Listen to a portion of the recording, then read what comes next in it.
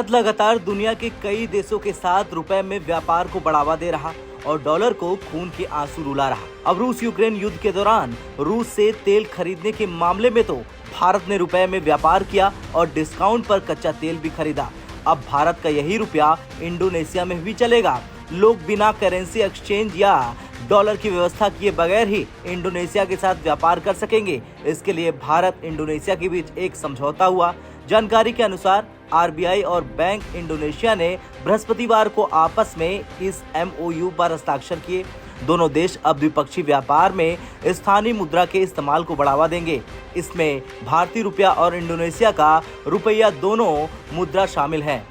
RBI ने एक बयान में कहा कि दोनों देशों के बीच सीमा पार लेन देन के लिए एक व्यवस्था बनेगी। भारतीय रुपए और इंडोनेशियाई रुपए में लेन देन हो सके, इसके लिए दोनों देशों के केंद्रीय बैंक के बीच एमओयू पर साइन किया गया है। इस तरह का समझौता कई मायनों में फायदेमंद है, जैसे दोनों देशों के एक्सपोर्टर और इम्पोर्टर को बहुत फायदा होगा। दोनों देश अपनी डोमेस्टिक करेंसी में ही बिल और भुगतान कर सकेंगे। इंडोनेशियाई रुपया और भारतीय रुपए के बीच विदेशी मुद्रा विनिमय बाजार का विकास होगा। साथ ही विदेशी मुद्रा के तौर पर भारतीय रुपए की डिमांड और अवेलेबिलिटी बढ़ेगी।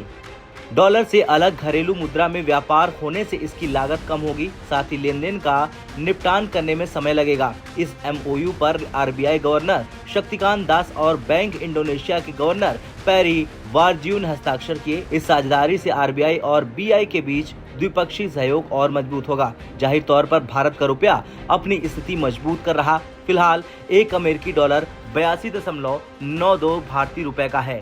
भले ही अभी डॉलर के मुकाबले भारतीय रुपया कमजोर हो, लेकिन जल्द भारतीय रुपया दुनिया में अपनी एक अलग पहचान बना लेगा। अब जिस तरह से धीरे धीरे भारत के रुपए में कारोबार शुरू हो गया है, उसे देखकर तो यही लग रहा कि रुपया इंटरनेशनल करेंसी बन जाएगा। लेकिन देखना तो ये होगा कि इंडोनेशिया के बाद कौन कौन से देश अपनाते हैं भारतीय रुपए को। आपको क्या लगता है, रुपया इंटरनेशनल करेंसी कभी बन पाएगा या फिर नहीं? कमेंट कर जरूर बताएं।